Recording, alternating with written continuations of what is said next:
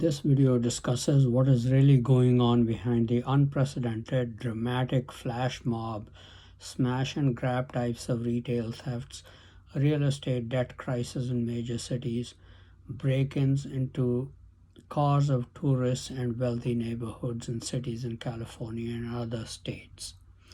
Hello, friends, this is Unmasked Truth with Harmanjit Saini, where I provide unique analysis of world events based on the unmasked truth that after surrender, Germany continued World War II clandestinely and became a killing machine. I also provide true news that you will find nowhere else. Smash and grab robberies at some Nordstrom's, Yves Saint Laurent, and Burberry outlet stores with 18 to 80 robbers making off with 100,000 to 300,000 in high-end merchandise, and in the past few months have been very well covered in the media. In these flash mob robberies, a large group of individuals simultaneously rush into the store in a coordinated fashion, overwhelming staff with chemical sprays or threatening them verbally or with guns, and then grabbing as much merchandise as possible before fleeing in multiple vehicles. Smash and grab thieves involved in robbing jewelry stores are smaller in number, but they make off with jewelry worth $300,000 to $500,000. These robberies at high-end stores make the headlines, but organized retail theft is much bigger than that. According to a National Retail Federation report in 2022, inventory shrink as a percentage of total retail sales accounted for $112.1 billion in losses, up from $93.9 billion in 2021. New York Post, in an article titled "Shoplifting is Big Business for Organized Theft, Not to Feed Families," states, while incidents of stealing luxury goods like the flash mob that stripped a Louis Vuitton store in San Francisco in 2021 make headlines, the real money is in everyday items from mass market retailers. A Craigslist search by security experts found that the top items under listings that appear to be stolen merchandise were Tide Pods. Also high on the list were diapers, makeup, and baby formula. Even so, a Washington Post story headlined, "Stealing to Survive" jumped to the wrong-headed conclusion that a rise in shoplifting was linked to economic need because much of it involved everyday products like baby formula. The article goes on to state, organized retail crime now accounts for about half of store losses from theft. It has nothing to do with obtaining food for families. It's about reselling stolen items for profit. Underlying the crime wave is the emergence of a sophisticated illegal infrastructure for recruiting shoplifters, everyone from gang members to illegal aliens, and disposing of the goods they heist. Many operations initially thrived selling on third-party online platforms like Amazon and eBay, where they blend in among legitimate sellers. The federal Inform Consumers Act, passed last December, now requires these markets to collect information from third-party retailers. So the business is moving to classified advertising sites like Craigslist and to Facebook Marketplace, according to the National Retail Federation. For Target, the scope of the challenge is immense. Target CEO Brian Cornell told analysts during the company's earnings call Target was bracing to lose $500 million this year because of rising theft. The problem affects all of us, limiting product availability, creating a less convenient shopping experience, and putting our team and guests in harm's way, said Cornell, who pegged it as an urgent issue, not just for Target, but across the entire retail industry. What are the effects of such massive retail theft crimes? First effect is that due to the violent nature of the crime, with store employees and shoppers at risk of injury and even death, It creates a psychology of fear among the population. The fear is multiplied due to the rise of violent crime and its random nature. People no longer feel safe walking in the streets in big cities. Secondly, organized smash and grab type of retail theft is leading to store closures in large cities. Target announced that it is closing 9 stores in New York City, Seattle, San Francisco area, and Portland, effective October 21, 2023, claiming theft and organized retail crime have made the environment unsafe for staff and customers and unsustainable for business. According to the National Retail Federation, retailers announced plans to close about 3,365 stores, nearly 4 times higher than the approximately 895 store closings announced in the first and second quarters of 2022. Retail store closings have a drastic effect on the commercial real estate market. The case of San Francisco is well documented in the media. Smash and grab type of robberies are not the only kind of theft prevalent in big cities such as San Francisco. Organized rings of professional criminals are running theft operations in large cities. Their modus operandi is to drive around in nice neighborhoods. When they see a car parked with packages, backpack, or wallet in it, they stop, get out of their car to inspect it. The thief or a couple of them then break the back window of the car with a special tool and grab whatever is inside. This phase of the operation takes 30 seconds or less. They get into their car to be driven to another location where all the stolen items are handed over to occupants of another car who then launder and sell the items. For the crime ring, the operation can net millions of dollars a year. That's why one sees many cars in San Francisco with broken windows. Besides large flash mobs, smash and grab robberies, one can see one or two individuals running out of stores in large cities such as San Francisco, carrying obviously stolen merchandise. It's become so commonplace that people are no longer fazed by it. Porch piracy is also a growing criminal enterprise.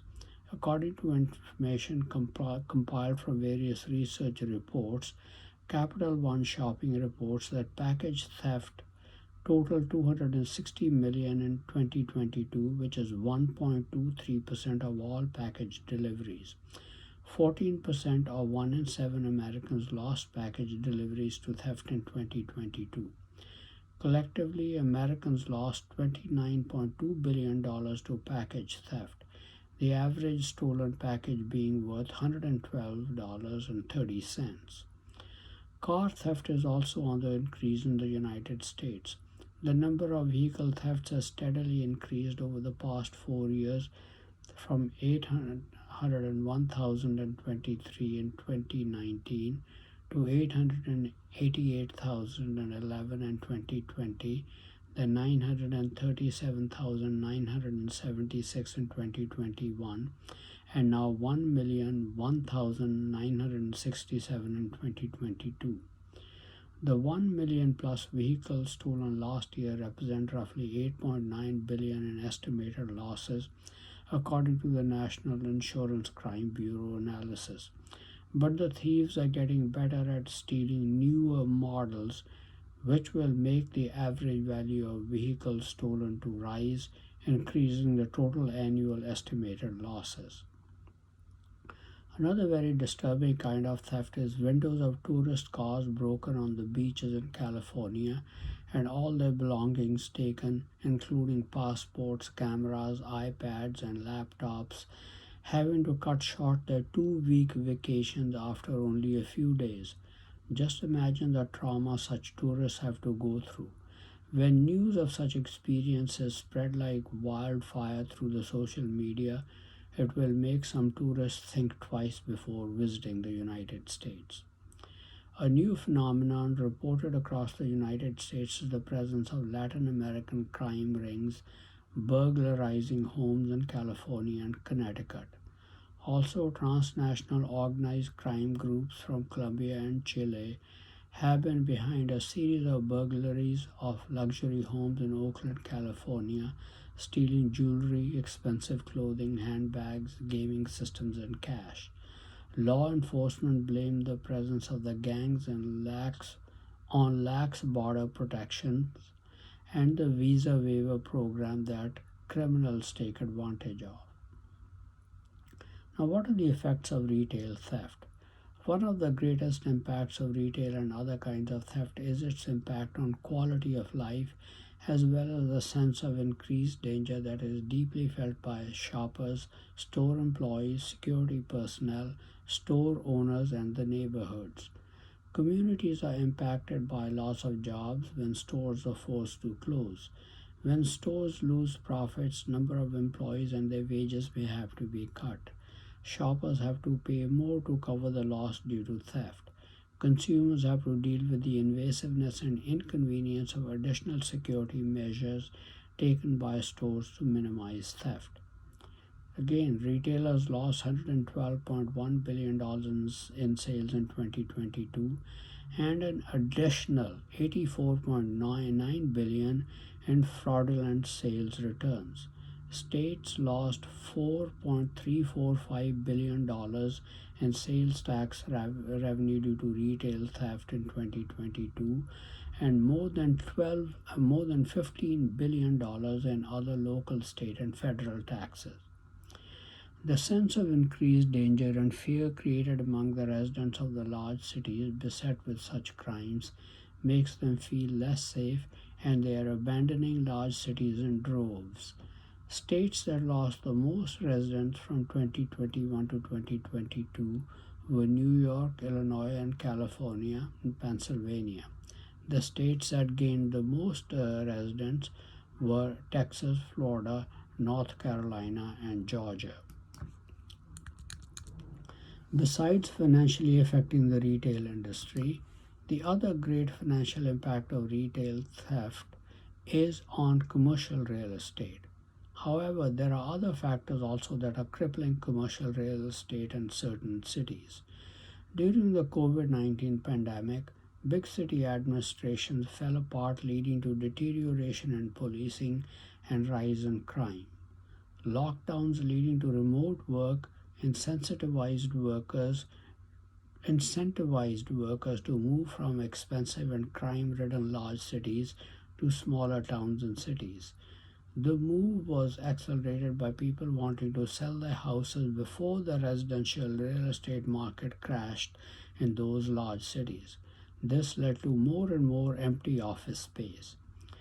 Commercial real estate problem in San Francisco has been much written about in the media and provides a dramatic example of what has gone wrong. Retail theft, concern for employee safety, violent crime, store bathrooms full of needles due to drug use has forced many stores in the city to close.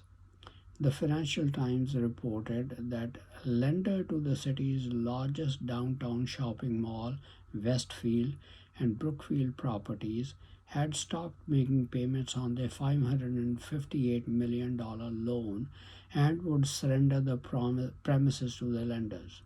New York listed Park Hotels and Resorts said it expected to hand over ownership of two of its prime San Francisco hotels, the Hilton Union Square and Park 55, after it stopped making payments on a $725 million loan.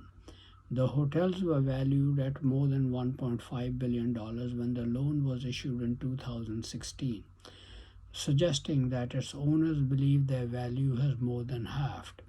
Similar distress signals were being sent by owners of retail establishments, offices, hotels, and apartments in San Francisco. The problem is not restricted to San Francisco. Large chains like Walmart, Whole Foods, REI, and Walgreens have closed or are planning to close major retail locations in cities like Portland, Oregon, and San Francisco. In April 2023, Walmart closed 4 of its 8 stores in Chicago. It said that it has tried for 17 years to become profitable but failed due to drugs, break ins, and thefts. It closed its remaining stores in Portland, Oregon due to record break ins and theft, laying off 600 workers. Walgreens and CVS have also closed in San Francisco and New York, while Starbucks closed 16 locations across various cities. Deteriorating conditions tend to have a snowballing effect on a city. San Francisco has experienced a downsizing by tech companies, exodus of residents due to more remote work, decline in tourism and business travel due to the COVID-19 pandemic, or relocation of conventions due to increased crime, and concerns among international visitors due to crime, drug use, and homelessness. This means less foot traffic in malls, declining sales, more store closures leading to default by landlords of commercial real estate. This will result in fire sales of such properties, with the floor and valuations hard to predict. The problem is compounded by the tech giants leasing their own office space due to less need for office space because of more remote work, putting further pressure on the office space market. Because of decreased valuations, according to FT.com, owners of some of San Francisco's iconic buildings, such as the Transamerica Pyramid and Uber's Mission Bay headquarters, have petitioned the city to lower their tax burden as the value of their properties has plunged. The accelerating number of defaults across multiple property asset classes has raised concerns about a drop in city tax revenues that could fuel a doom loop, which is an economic and social spiral that becomes impossible to reverse.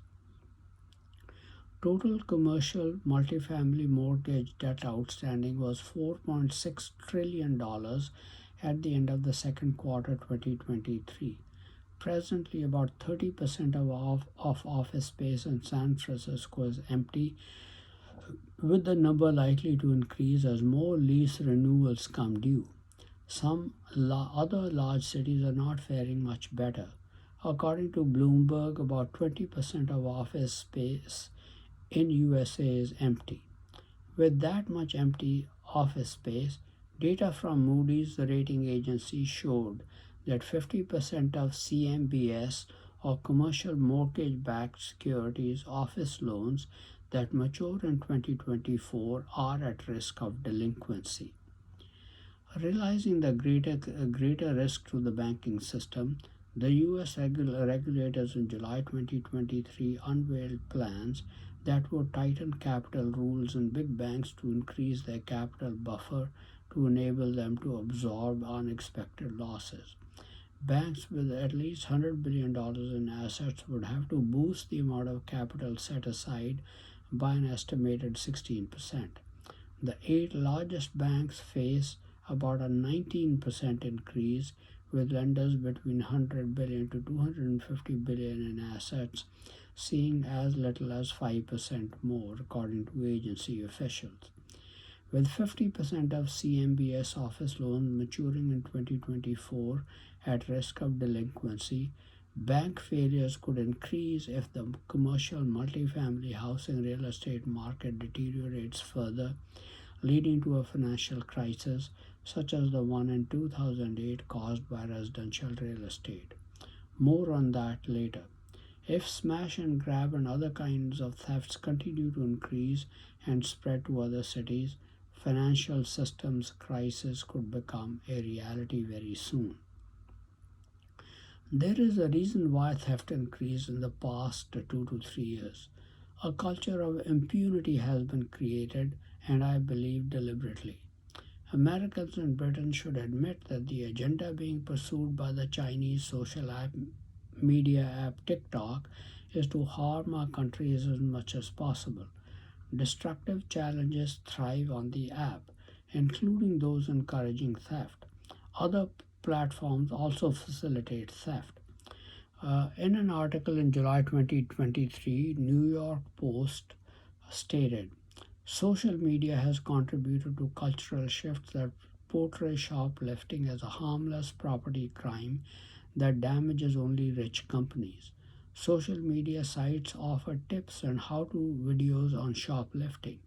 They also increasingly feature anti capitalist rhetoric among young people who claim that shoplifting is a way of tackling the system. In England, a TikTok shoplifting challenge sparked a spate of attacks on local shops.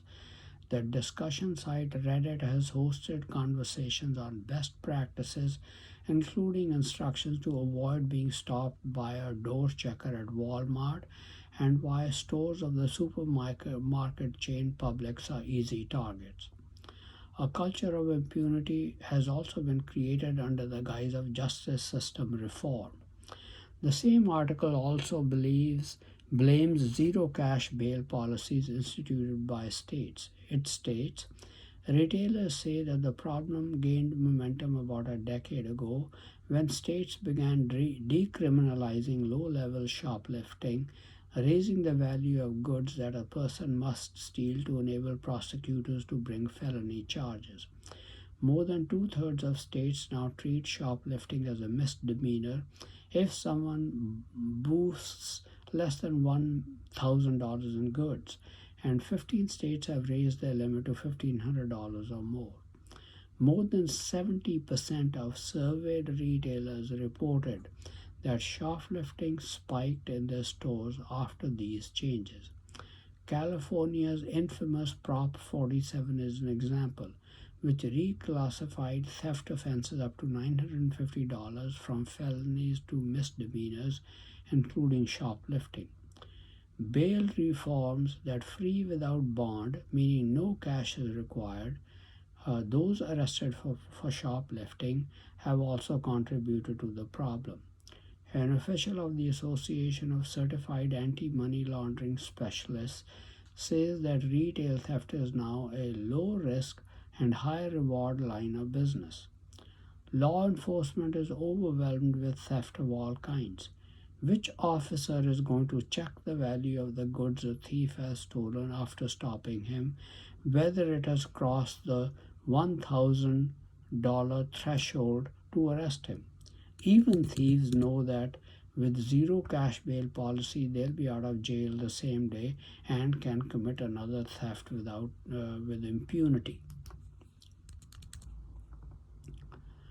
When under the guise of justice reform, policies are enacted that actually embolden thieves, one naturally suspects a conspiracy at the state and local levels.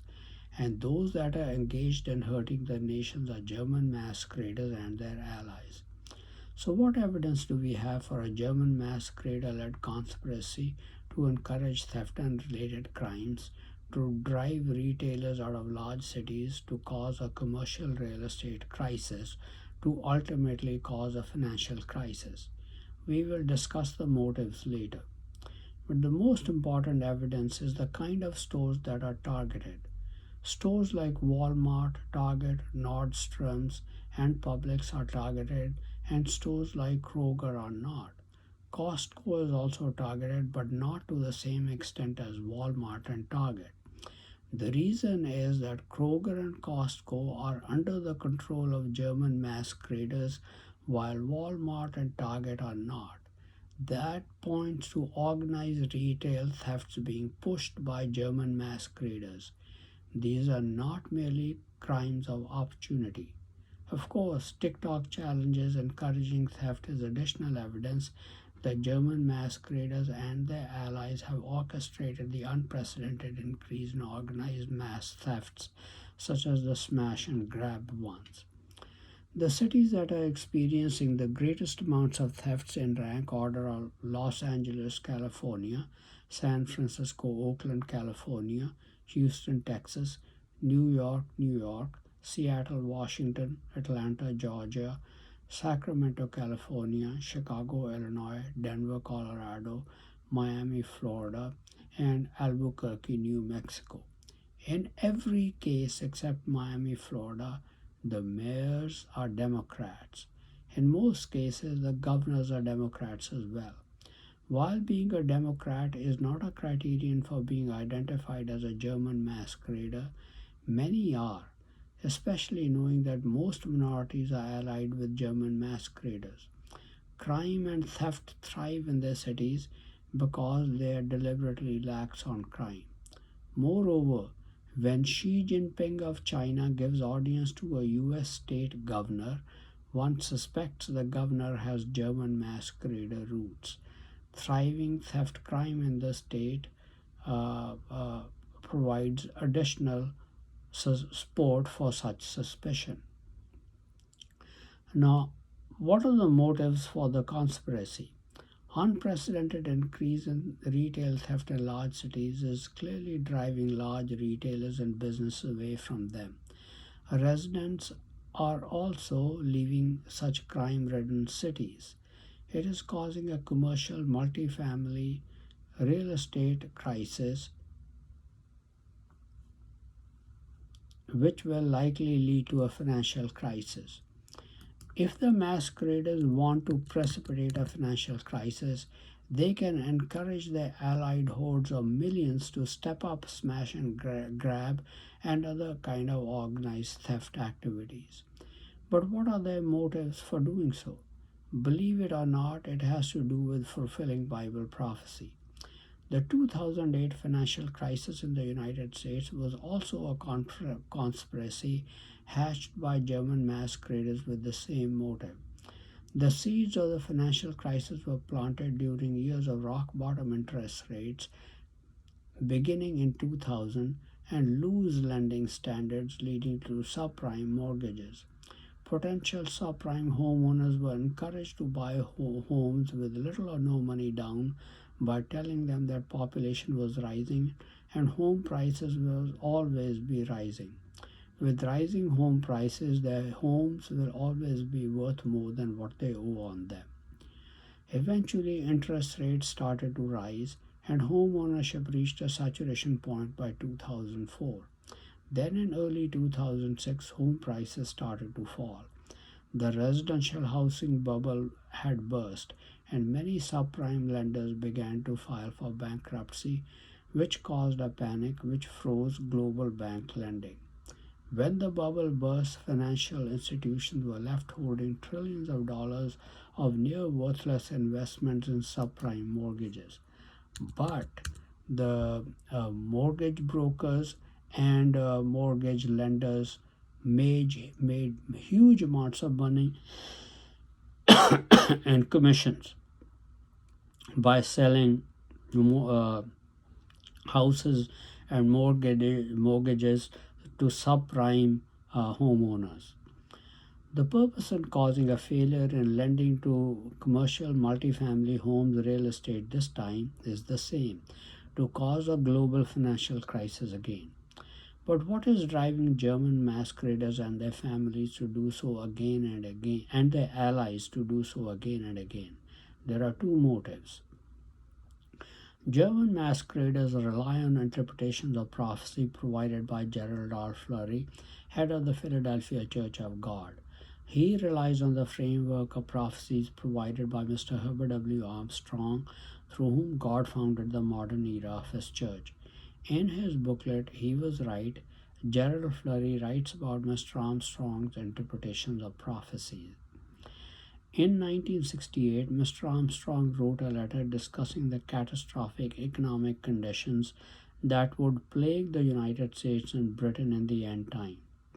If the dollar is devalued, inflation will almost surely result, he wrote, and eventual economic collapse of the United States.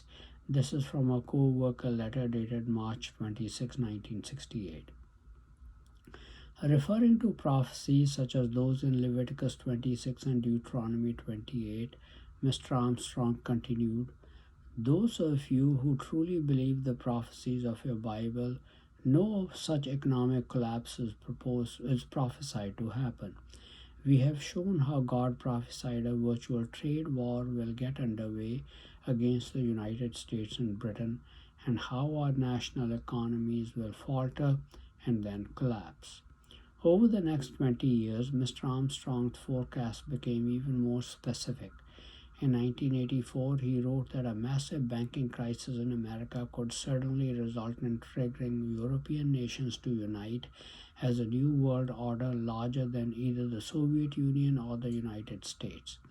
That in turn could bring on the Great Tribulation suddenly, and that will lead quickly into the second coming of Jesus Christ and the end of this world as we know it. This is from the co-worker letter of July 22nd, 1984. That is the real motive behind the Germans and their allies, in collaboration with German masqueraders in UBI nations, meaning United States, British Commonwealth nations, and Israel, trying to cause a financial crisis in the United States and cause a devaluation of the dollar. The second related motive is to replace the dollar as the reserve currency of the world. China is leading the charge for the de-dollarization of the global economy through the expanded BRICS nations, while Germany controls the euro by virtue of being the largest economy and the largest exporting nation in Europe. Because Mr. Armstrong believed that a financial crisis will lead to devaluation of the dollar and loss of its status as the reserve currency of the world before UBI nations are defeated in a war with the German-led alliance, Germany and German masqueraders continue to try and cause a financial crisis in the United States.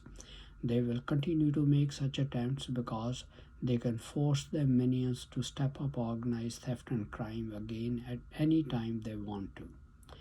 That explains why problems such as real estate crisis, a rise in theft and crime, or increase in labor unrest and strikes hit our nation suddenly. These are not random events, these are well thought out and planned events by German masqueraders with the goal of helping Germany and its allies defeat us militarily and occupy our lands and share them with German masqueraders. Thank you very much for watching this video. Please continue to watch my videos and read my articles on important world events, World War III watch, politics, international business, how Bible prophecies are being fulfilled through in current events, advice on health and medical problems, and much more for in-depth and insightful analysis. Please also subscribe to my YouTube and Facebook channels Unmasked Truth with Harmanjit Saini to view and get information on the latest videos.